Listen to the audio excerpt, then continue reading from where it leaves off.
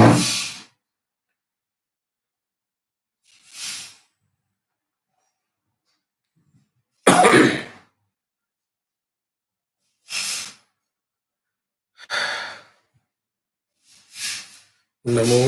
अरिहन्ताणं नमो सिद्धाणं नमो आयरीयाणं नमो उवज्झायाणं नमो लोये सव्वसाहुणं मङ्गलं भगवान् वीरो मङ्गलं गौतमो गणी मङ्गलं कुन्दकुन्दाद्यो जैनधर्मोऽस्तु मङ्गलम् सर्वमङ्गलमाङ्गल्यं सर्वकल्याणकारकं प्रधानं सर्वधर्माणां जैनं जयतु शासनम् अज्ञानतिमिरान्धानां ज्ञानाञ्जनशलाकया चक्षुरुन्मीलितं येन तस्मै श्रीगुरवे नमः। तस्मै श्रीगुरवे नमः।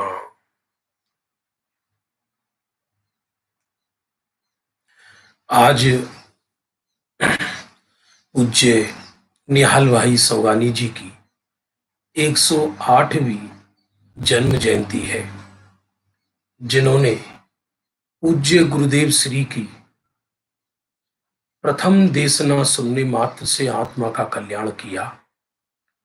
राग अने ज्ञान जुदा छे, बस में ज्ञान मात्र हूं, राग मात्र नहीं। इतने में तो स्वरूप का ग्रहण कर लिया। और जब सौगानी जी का स्वर्गवास हुआ, उस समय पूज्य गुरुदेव श्री के मुख से ये उद्गार निकले कि महापुरुषार्थी जीव ने अपना जीवन धन्य कर लिया और ये महापुरुष मेरे से पहले मोक्ष जाएगा। धन्य है वो गुरुदेव जो अपने शिष्य को अपने से पहले मोक्ष भेजते हैं। इसी को ही गुरु की उदारता कहते हैं। ऐसे महापुरुष सौगानी जी के चरणों में मैं मेरी अनंतों वंदना करता हूं। आज का विषय है सुदृष्टि तरंगिणी कर्म फल रहस्य, जिसके अंतर्गत आज हम जो विषय ले रहे हैं 5 और 6 प्रश्न लेंगे। यह जीव किस पाप से पराधीन होता है?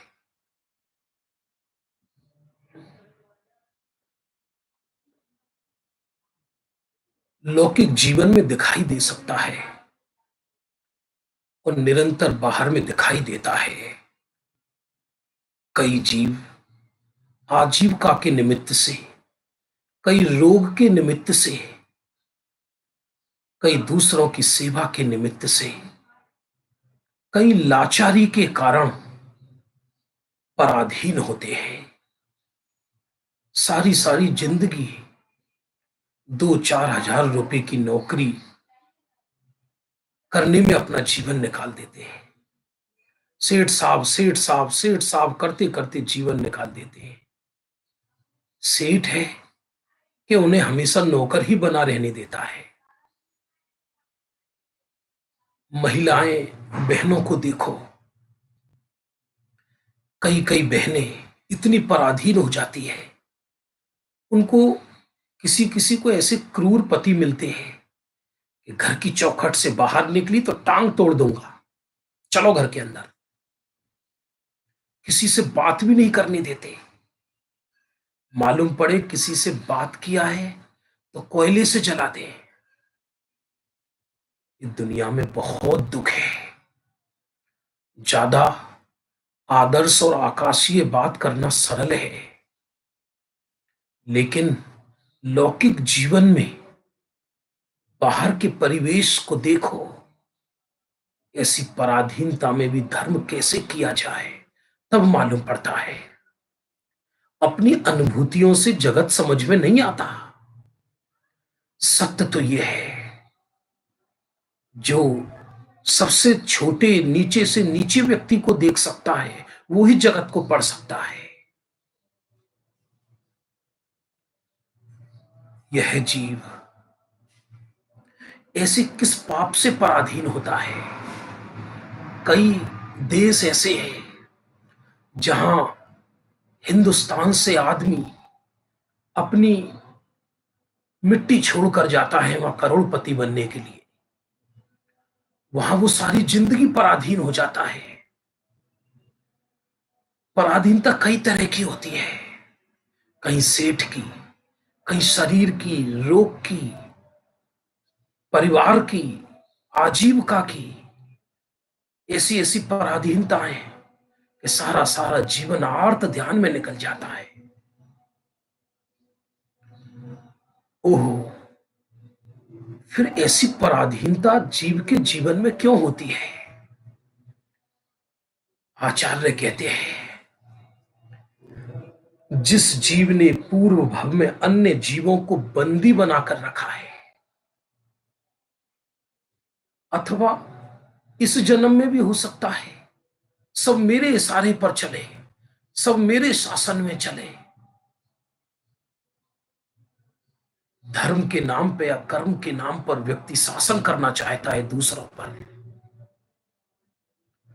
भले ही विश्व में आज प्रजातंत्र चलता हो, डेमोक्रेसी हो, लेकिन हर व्यक्ति अपने घर में राजतंत्र चलाना चाहता है। जिस व्यक्ति को जितना भी अधिकार मिल गया है, वो उसका खुलकर दुरुपयोग करना चाहता है। एक परिवार का मालिक ये चाहता है कि परिवार में एक एक चीज मेरे से पूछ कर हो, किवाड़ कैसे बंद हुई, ये कैसे खुली, ये कैसे हुआ, ये कैसे हुआ। अरे रे रे रे, पता नहीं है।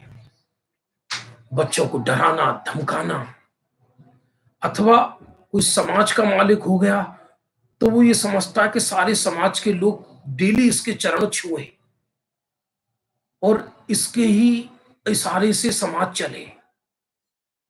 राष्ट्र का स्वामी राष्ट्र पर शासन करना चाहता है, अपने पर अनुशासन तो कर ना सका, अपने पर तो शासन कर ना सका। बस ये दूसरे पर शासन करने की वृत्ति ही इस जीव को पराधीन बनाती है। वर्तमान युग में भगवंतों ने ऐसी कथाएं लिखी हैं, पराधीन जीव क्यों होता है? जब हमारा जिन शासन स्वतंत्र है, चप्पा चप्पा स्वतंत्र है, पर्याय पर्याय स्वतंत्र है, हर जीव स्वतंत्र है, तो हम ऐसा क्यों कहते हैं कि तुम हमारे अनुसार चलो? कोई क्यों चले तुम्हारे अनुसार? तुम होते कौन हो? हाँ, चल सकता है जीव तुम्हारे अनुसार कब? कि जब हम भगवंतों के अनुसार चले, जब हम स्वभाव के अनुसार चले। यदि अनुशासन करने का इतना ही व्यसन है तो अपने आप से प्रश्न पूछ कर देखो कि ये शरीर हमारे अनुसार चलता है क्या? सबसे नजदीक तो हमारा शरीर है ना। ये सबसे नजदीक कौन है हमारा? हमारे पास देह। मालूम पड़ेगा, देह का एक एक परमाणु जिस दिन से जन्म लिया तब से आज तक वो हमारे विरोध में ही चला। तो शरीर का कुछ बिगाड़ कर दिखाओ।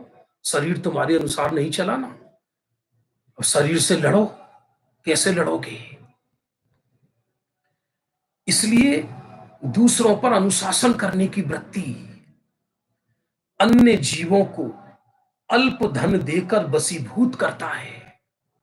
थोड़ा कर्जा दे दिया, थोड़ा पैसा दे दिया, और सारी जिंदगी वो चाहता है कि इसकी घरवाली इसके घर बर्तन मांजे, फर्श को ढंग से साफ कर, ढंग से चेहरा दिखाई दे फर्श में। चेहरा तो दिखाई नहीं देगा, नरक जरूर दिखाई देगा। सारी जिंदगी इसी में ही निकलती है। लिखा इसमें, निर्धन जीवों को कर्ज आदि देकर, तुच्छ अन्न जल आदि देकर अपने बस में रखता है। जोर जबरदस्ती से अन्य जीवों को अपने अधीन रखने की वृत्ति, अथवा पूर्व पर्यायों में कुत्ता पाले हों, बिल्ली पाले हों, पक्षियों को पाला हो, अरे साहब हम तो उनको खिला रहे हैं। पड़ोसियों के हाथ पर तो थूकने का भाव नहीं आता, पशुओं को खिलाता है। ये जिन शासन के अनुकूल वृत्ति कैसे हो सकती है? पशु तो स्वतंत्र होते हैं, उनको हम कैसे बांध सकते हैं?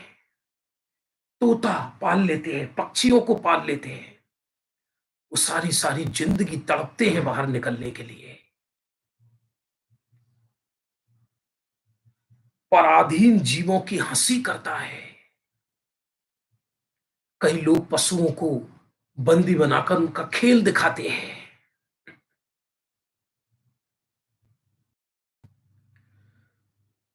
और भी तरह तरह से व्यक्ति पराधीन करता है प्राणियों को, मनुष्यों को।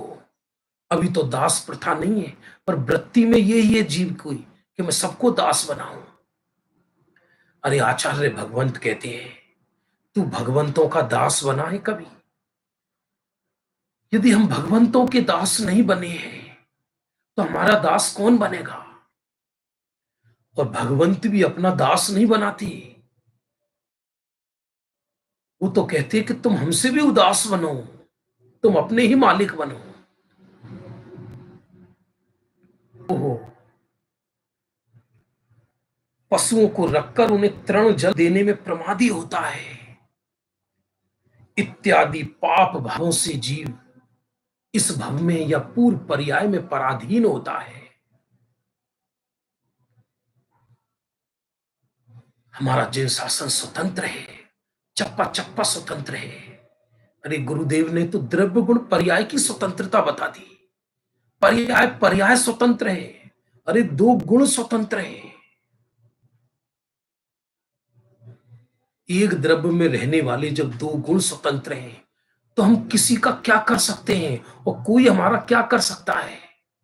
फिर हमें किसी को पराधीन करने का भाव क्यों आता है? बंधुओं, इसको मजाक मत समझना। हो सकता है यही उदय हमारा इसी पर्याय में ही आ जाए।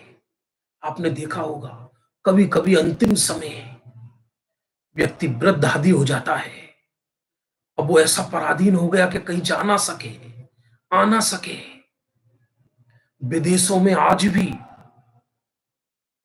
बच्चे तो माँ बाप को रखते नहीं, वृद्ध हो जाते हैं, सरकार के भरोसे रहते हैं। बीमार हो जाती है तो नर्सें उनके लिए खाना लाती है, खिड़कियों से पशुओं की तरह झांकते हैं कि कोई हमको भोजन ला रहा होगा। ओहो, इसलिए कभी किसी को पराधीन करने की सोचना मत, मन में भी मत सोचना। वृत्ति तो बहुत दूर, जब जगत का चप्पा चप्पा स्वतंत्र है। विचार करो, हवाओं पर पहरा किसने बैठाया है? हवाओं को संकल से किसने बांधा है? समुद्रों की लहरों पर पहरा किसने बैठाया है? हिमालय के सर को नीचा किसने किया है? परमाणु परमाणु स्वतंत्र है। तो किसी को पराधीन न धर्म क्षेत्र में करने की सोचना, न कर्म क्षेत्र में करने की सोचना, न घर में करने की सोचना। लोक व्यवहार की भाषा अलग है, लेकिन कभी पराधीन नहीं करना। और यदि पराधीन किया तो इस भव में पराधीन होगा, नियम से होगा, अगली पर्याय में होगा।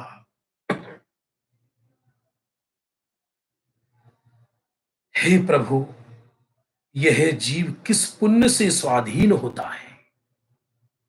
यहां ये निश्चय वाली स्वाधीनता की चर्चा नहीं चल रही, ये व्यवहार वाली स्वाधीनता की चर्चा चल रही है। आज व्यक्ति सर्विस करना पसंद करता है और कितना पराधीन है। सुबह 9 बजे भाग कर जाता है, सब सिग्नेचर करना होता है। शादी ब्याहों में भी छुट्टी ना मिल सके, साहब से छुट्टी मांगेंगी, साहब ब्रह्मा है इनके धरती के। ऐसी ऐसी घटनाएं सुनी है हमने। एक सेना के अफसर ने सैनिक को छुट्टी नहीं दी, और उसकी बेटी की शादी हो गई। कमाल है। ऐसी ऐसी बहुत इमरजेंसी काल। मां मर गई, दादी मर गई, छुट्टी नहीं हुई। तो ये पराधीनता में होता है। पर जीव स्वाधीन किस वृत्ति से होता है? स्वतंत्र। बाहर में भी स्वतंत्र, अंदर में भी स्वतंत्र, पक्षी की तरह स्वतंत्र। जब मेरा स्वभाव स्वतंत्र है तो मैं बाहर में स्वतंत्र रहूंगा ना। मैं किसी के पराधीन क्यों हूं? तो जिस जीव ने पूर्व भव में अन्य को भोजन पान देकर कुटुंब सहित उनकी स्थिरता की है, दूसरों को आजीविका देकर भी स्वतंत्र करता है।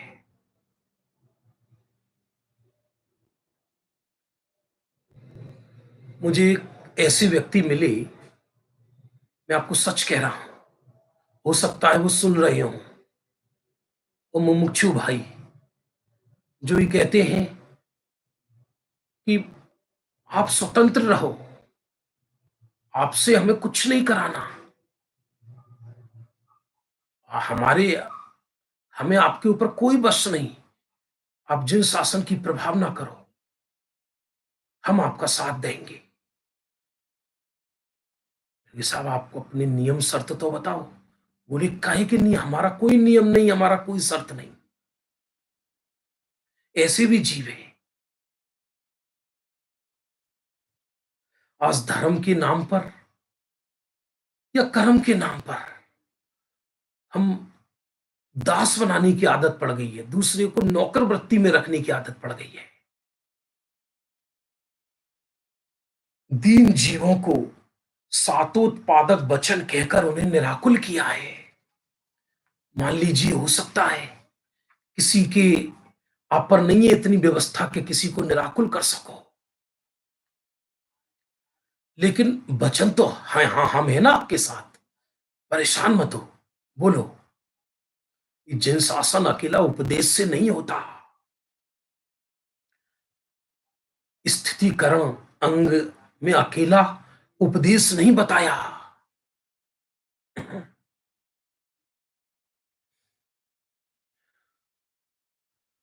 जब अपना देश आजाद हुआ था तो इस देश के अंदर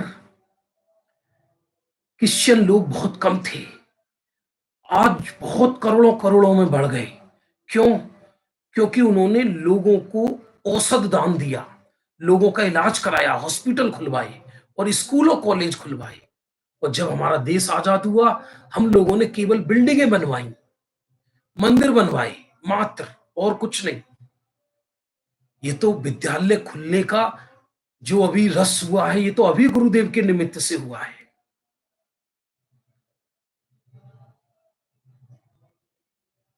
किसी को आजीविका देकर भी स्वतंत्र किया जाता है। तो पराधीन जीवों को देखकर उनके प्रति जिसने अनुकंपा की है, अन्य जीवों को स्वाधीन किया है, सुख देकर स्वयं साता पाया है, तुम सुखी रहो बस, हमें और कुछ नहीं चाहिए। ऐसी उंगलियों पर नहीं मिलेंगी। कोई किसी को एक गिलास पानी भी पिलाता है तो ये सोचता कि इसके प्राण ले लो।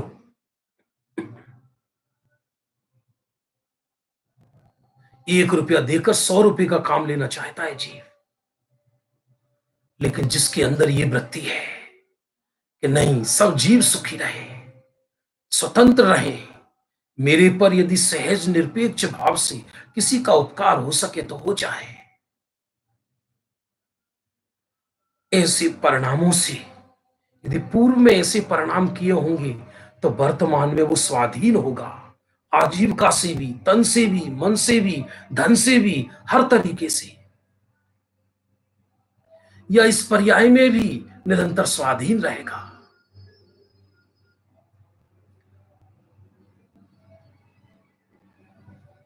अब आगे का प्रश्न सुनिए जरा, आप लोग सभी।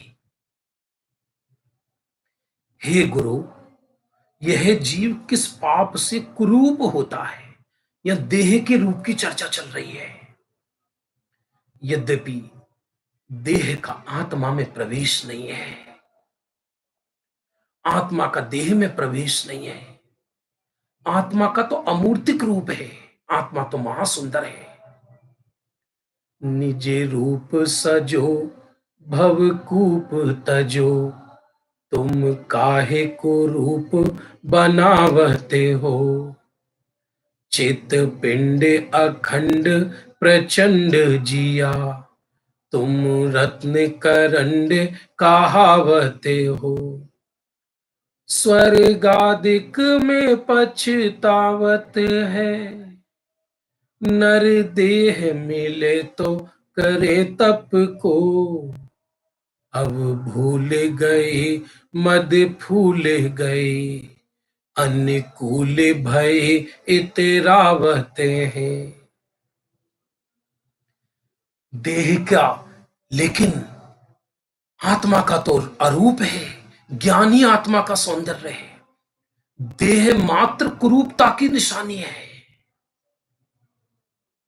बंधुओं, फिर भी जो संसारी जीव या आसमान जाति पर्याय धारण करके रखता है, ये 2.5 मन की लाश जो आत्मा ओढ़े हुए है, इसमें किसी का ये शरीर रूपवान होता है, किसी का शरीर में से बदबू आती है, लोग पत्थर मारते हैं, देखना पसंद नहीं करते। तो इसके पीछे कोई ना कोई तो कारण होगा, नहीं होगा? उत्तर देते, हे भव्य आत्मा, जिस जीव को पूर्व में अन्य के रूप से ईर्ष्या हुई, अच्छा नहीं लगा, जिनेंद्र का रूप नहीं सुहाया, भगवंतों का रूप नहीं सुहाया, दिन रात पापियों का रूप पसंद किया, अथवा किसी के बिडरूप शरीर अवस्था देखकर उस पर थूका, उसकी हंसी उड़ाई। एक विमलनाथ पुराण है, उसके 13वें सर्ग में यह लिखा है, जो स्वयं तो तप धारण नहीं करते, अन्य तपस्वियों की मद मत्सर भाव से निंदा करते हैं, वो या तो इस भव में या अगले भव में कोढ़ रोग से दूषित हो जाते हैं।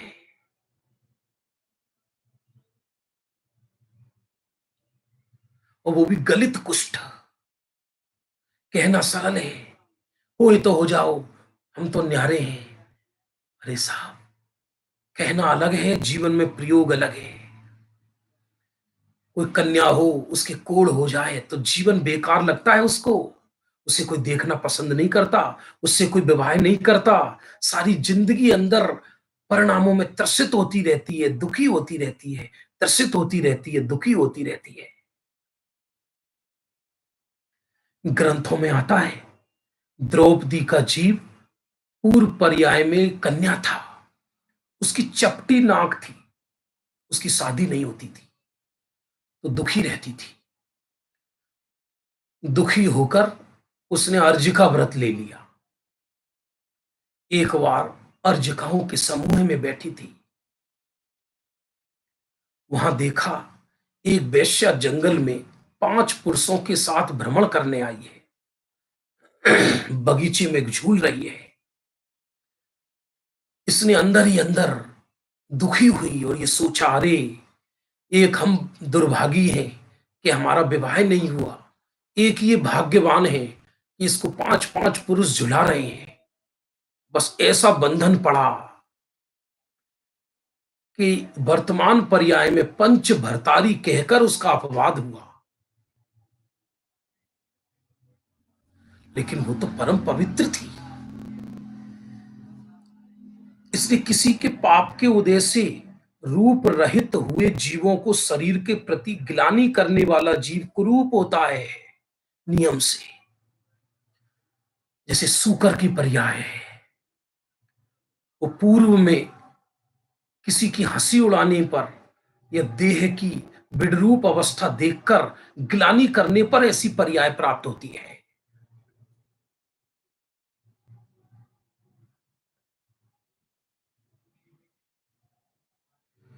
जिसने कुरूप मनुष्य को देखकर उसकी हंसी की है,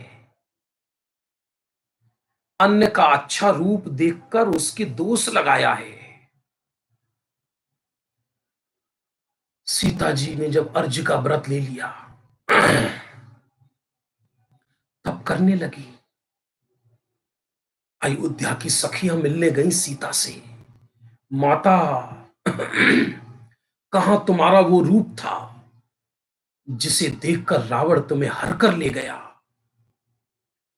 अब तो तुम्हारा ये रूप बिगड़ गया, क्योंकि तप करते करते सीता का देह सूख गया था एकदम। तब सीता कहती है, देवियों, सखियों, काश ये रूप पहले ऐसा हो गया होता तो इतनी बड़ी रामायण नहीं हुई होती। देह कोई राग करने की वस्तु है क्या? दुर्जन इससे राग करते हैं, सज्जन तो इससे प्रीति घटाते हैं। राचन जोग स्वरूप नया को, बिरचन जोग सही है। यह तन पाए महातप कीजे, या में सार यही है। यह तन पाकर महातप करना, इसमें ये सार है। अन्य के अच्छे रूप को बिगाड़ने की कोशिश की, ऐसे भावों से जीव को जो औदारिक शरीर मिलता है महाकुरूप होता है। क्योंकि कर्णा नियोग में दो प्रकृति होती है, एक सुभग एक दुर्भग, एक शुभ और एक अशुभ। तो ऐसी प्रकृति का उसको बंध हो जाता है। अब किसी को प्रश्न होगा, मान लो वर्तमान में ऐसा देह मिल ही गया तो क्या करना? करना क्या? उस देह से दृष्टि हटाकर अपने अशरीरी आत्मा पर दृष्टि लगाना। 700 वर्ष के लिए कोढ़ रोग हो गया मुनि भगवंत को, मुनिराज को। ऊपर स्वर्ग में देव उनकी परीक्षा करने आए। एक वैद्य का रूप बनाकर, महाराज आपके शरीर में ये कोढ़ रोग शोभा नहीं देता, ये औषधि आपको सेवन नहीं करनी, शरीर को स्पर्श करना है, शरीर स्वर्ण जैसा हो जाएगा। महाराज कहते हैं, वैद्यराज आज मुझे प्रथम बार पता पड़ा है कि शरीर को कोढ़ रोग हुआ है। मेरा कोढ़ तो राग द्वेष है। सच पूछा जाए तो राग द्वेष कोढ़ है। शरीर तो परद्रव्य है, उस पर मेरा बस कहां है। लेकिन ये विराधना के परिणाम से जीव को ऐसा देह मिल जाता है। कोई ये सुनकर ऐसा सोचे अब हम अगले भव में अच्छा शरीर प्राप्त करेंगे, वो भी विराधना है। सत्य तो ये है कि मुझे देह ही नहीं चाहिए, मुझे जन्म मरण ही नहीं चाहिए।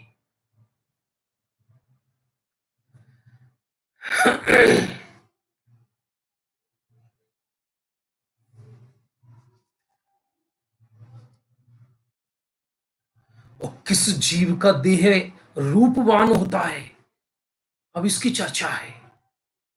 जिसने अन्य जीवों का रूप देखकर निर्विकार चित्त से सुख माना है, अच्छा है, अच्छी, ईर्ष्या नहीं करी, अंदर से जलता नहीं है।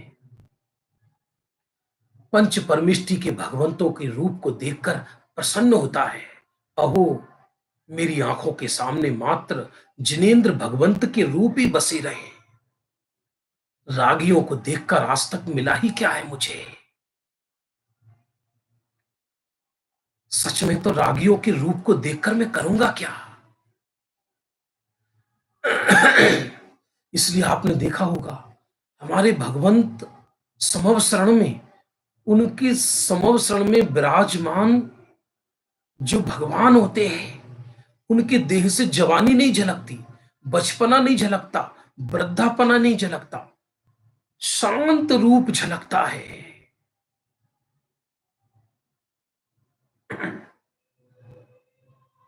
शांत, अति शांत, अति शांत, जिसे देव दृष्टा दृष्टेषु येषु हृदयम त्वयि तोषमेति।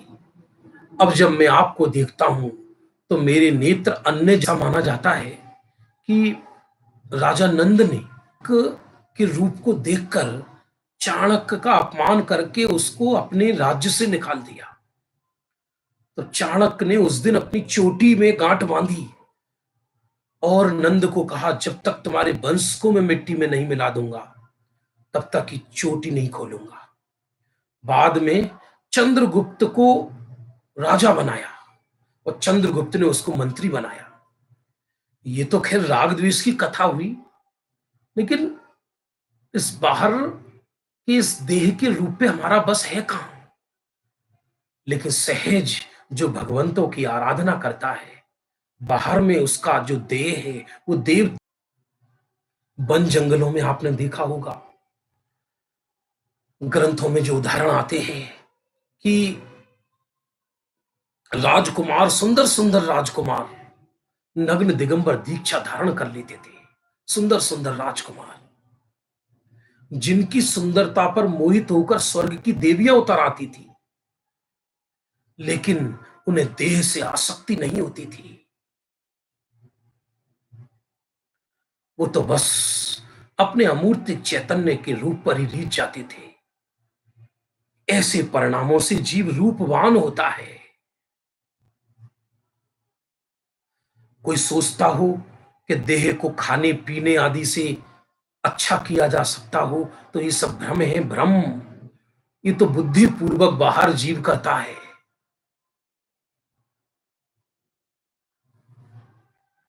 सत्य तो ये, जिसका जैसा उदय होता है बाहर में उसके वैसे ही देह की स्थिति होती है।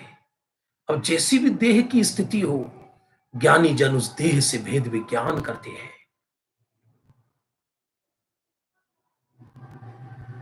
एक प्रश्न और है, हे धर्म मूर्ति, ये सब हमारे तुम्हारे प्रश्न हैं। हे धर्म मूर्ति, इस जीव को पुण्य के उदय से अनेक भोग्य और उपभोग्य वस्तुएं मिल जाने पर भी उनको भोग नहीं सकता, उनका उपभोग नहीं कर सकता। ऐसा किस पाप कर्म के उदय से? जैसे एक बार भोगा जाए उसे भोग कहते हैं। जैसे दाल रोटी फल सब्जी, जिसे बार बार भोगा जाए उसे उपभोग कहते हैं। जैसे मकान दुकान कार आदि। वैसे तो ज्ञानी को परद्रव्य को भोगने की वांछा ही नहीं है, परद्रव्य को भोगने की इच्छा ही नहीं है उसकी, रंच मात्र भी। तथापि ऐसा देखा तो जाता है कि बड़े बड़े महल, बड़े बड़े धन साधन हैं, लेकिन बेचारे को मूंग की दाल का पानी भी नसीब ना हो। बड़ी बड़ी गाड़ियां हैं, लेकिन शरीर में लकवा लग गया, एक कदम ना चल सके। वस्तु नहीं होना सामने, भोग्य वस्तुएं नहीं होना सामने, ये अलग उदय है। और भोग्य वस्तुएं होने पर ना भोग पाए, ये अलग उदय है। ये अलग उदय है।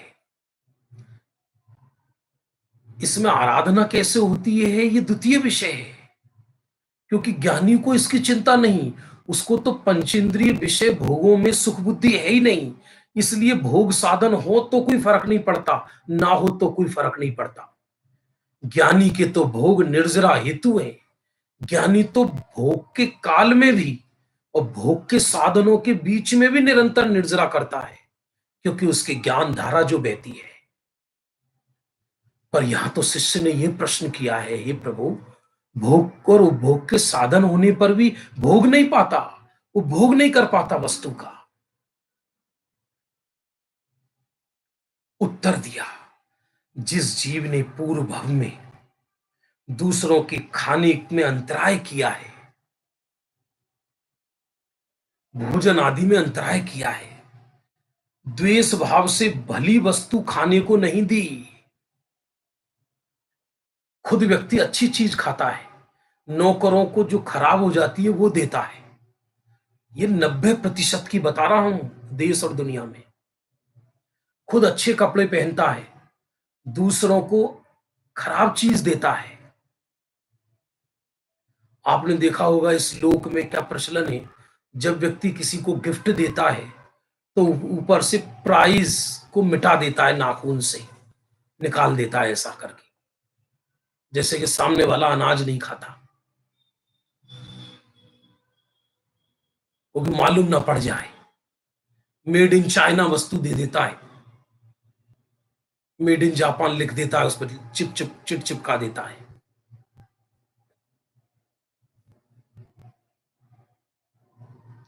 इसलिए द्वेष भाव से अच्छी वस्तु दूसरे को नहीं देता,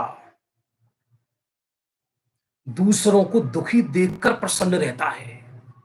किसी को रूखी सुखी खाने को मिल रही हो, ढंग से जीवन नहीं चल रहा हो, तो उन्हें देखकर प्रसन्न होता है। और कोई दीन दुखी इससे मिले तो घबराता है कि कहीं ऐसा ना हो कि मेरा मित्र बन गया तो मुझे इसे देना पड़े। इसलिए उनको ऐसी कथाएं सुनाएगा, अरे कुछ नहीं है, संसार में सब छोड़ के जाना ही है, क्या करना है, अपने को तो जैन शासन मिला है, उसकी सेवा करो, उसका सेवन करो, आत्मा तो खाता ही नहीं है। खुद 2.5 मन खा के दूसरों को ये कहता है कि आत्मा खाता नहीं है। वृत्ति समझ में आ रही होगी आपको। अन्य को सुखपूर्वक भोजन पान करते देखकर अच्छा नहीं लगता इसको, ये अच्छे ढंग से क्यों खा रहा है। ये प्रैक्टिकल जीवन के विषय है बंधुओं, प्रैक्टिकल जीवन के। ये हमारे साथ क्यों हो रहा है ऐसा, ये इसका उत्तर है। घर में सुंदर सुंदर चीजें बनी हैं, रसगुल्ला बने हैं, मिठाइयां बनी हैं, लेकिन सेवन नहीं कर सके, शुगर का रोग है।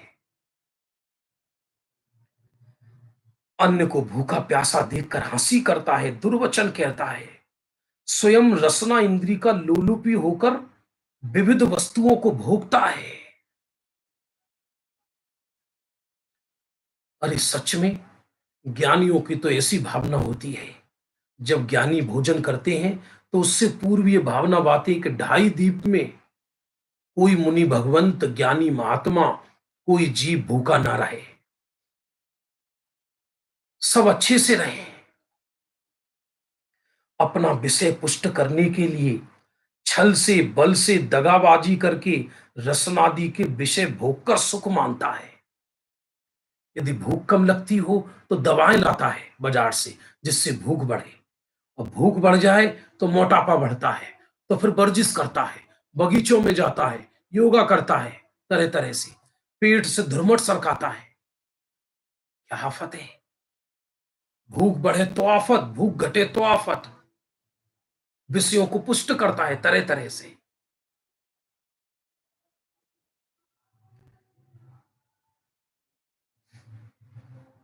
स्वान मार्जार आदि पशुओं को अन्य जीवों का भोजन ले जाता देखकर स्वयं सुखी हुआ।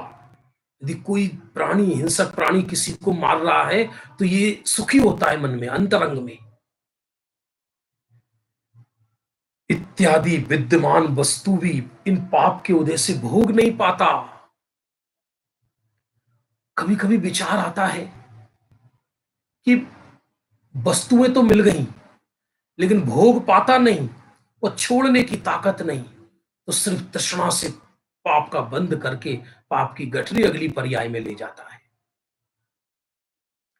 भोगे पुण्य फल हो एक इंद्री, क्या इसमें लाली, कुतवाली दिन चार वही फिर खुरपा अरुजाली। पुण्य उदय से भेद विज्ञान करे वो सम्यक दृष्टि, पुण्य फल को एक देश छोड़े वो व्रती, पंचम गुण स्थानवर्ती, पुण्य फल को संपूर्ण छोड़ दे वो मुनिराज, और पुण्य फल का अत्यंत अभाव हो जाए वो सिद्ध भगवान। आप कहोगे पाप क्यों नहीं कहा। अरे पाप तो आ ही गया जब पुण्य फल को छोड़ दिया। तो पुण्य फल की वांछा अभिप्राय में ये सबसे बड़ी विराधना है। पुण्य का उदय तो होगा, पुण्य का उदय तो 13वें गुण स्थान तक चलेगा, पुण्य परिणाम भी होगा, पुण्य का फल भी मिलेगा, लेकिन चौबीसों घंटे पुण्य फल की वांछा करना, ये आत्मा की सबसे बड़ी विराधना है। सबसे बड़ी विराधना, क्योंकि उसने अपने जो अक्षय निधान भोग है, अक्षय निधान वैभव है, उसका तिरस्कार किया, पुण्य फल में सुख माना उसने। इसलिए जिन शासन में आराधना करना सीखो बंधु, आराधना की कीमत है, आराधना की। हम मुंह से बोलते हैं हमको पुण्य नहीं चाहिए। आप सब जिनवाणी सुन रहे हैं, 2 मिनट के लिए सिर्फ अपने अंदर झांक कर देखो, हम पुण्य फल के पीछे भाग रहे हैं, नहीं भाग रहे हैं? सुबह उठते ही ये चाहते हैं कि पुण्य फल मिले। यदि अभी लॉकडाउन के समय भीषण गर्मी में एसी खराब हो जाए तो मालूम पड़े क्या हो। सुख के साधन खाने पीने की वस्तुएं ना मिले तो मालूम पड़ेगा क्या होगा उस जीव को। इसलिए पाप फल से द्वेष करता है और पुण्य फल में आसक्ति है। यही सबसे बड़ी विराधना है, यही सबसे बड़ी विराधना है। इसलिए जो पुण्य फल की वांछा करता है, वो भोग्य वस्तु मिल भी जाए कदाचित पूर्व पुण्य से भोग नहीं पाता।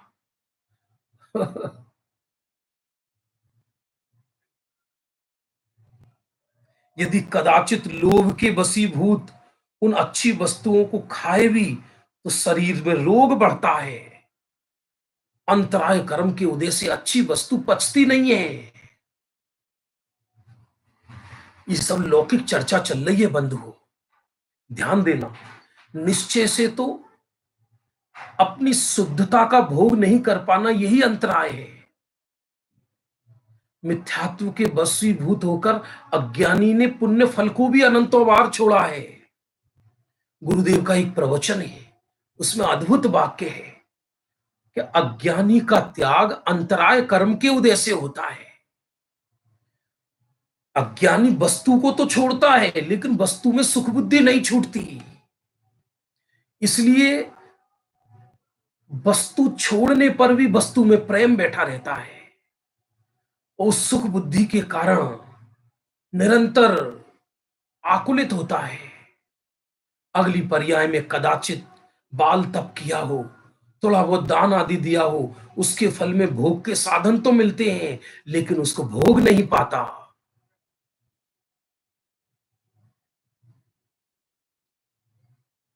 ऐसी उपभोग की वस्तुओं पर घटा सकते हो। घरों में गाड़ी बंगला, उन्हें देख देख कर तृष्णा होती रहती है। एक गाड़ी खरीदी, दूसरी तीसरी चौथी पांचवी, एक घर दो घर तीन घर चार घर, एक फैक्ट्री दो फैक्ट्री तीन फैक्ट्री।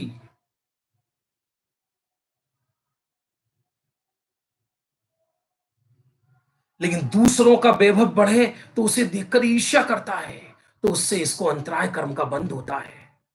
अथवा दूसरों का वैभव बढ़े तो उसकी निंदा करता है, सरकार को चुगली कर देता है, इनकम टैक्स का छापा पड़वा देता है, छल बल से दूसरों का धन लूट लेता है। ऐसे ऐसे लोग देखे मैंने जिन पे सात सात पीढ़ी का रखा हुआ है और दूसरे का, गरीब का मकान खाली नहीं करते। जिस पे नहीं हो उसका तो समझ में आता है, जिस पर है वो भी खाली नहीं करता। ओहो, मंदिरों के मकान दुकान 50-50 वर्ष से कब्जा रखे हैं, उनका 100 रुपए महीने 50 रुपए महीना किराया देते हैं। इसके फल में क्या होगा? कदाचित पुण्योदय से सामग्री मिल भी गई तो भोग नहीं पाएगा, महापाप का बंध करेगा। भय दिखाकर दूसरों की संपदा छीनता है। उपभोग योग्य दूसरों के भले पदार्थ देखकर प्रसन्नता नहीं होती, ये सोचता है कि मैं ही भोगूं, बाकी दुनिया भूखी मरे। दूसरों के घर रत्न हस्ती आदि अच्छी वस्तुएं देखकर अंदर में ईर्ष्या में जलता है। भय दिखाता है। इसलिए गांव में सोचता है मेरे से बड़ा बंगला किसी का ना हो, मेरे से बड़ा पोशाक किसी की ना हो। अरे ज्ञान क्षेत्र में ऐसी बुद्धि हो जाती है, धर्म क्षेत्र में मेरे से अच्छा ज्ञान किसी का ना हो। अ, क्या सोच है, अनंत केवली हो गए, मेरे में है क्या। कार्तिकीय अनुप्रेक्षा में लिखा, कार्तिकीय स्वामी गणधर के लिए ऐसा कहते हैं कि गणधर तीर्थंकरों के आगे अपने को तृण तुल्य पामर समझते हैं।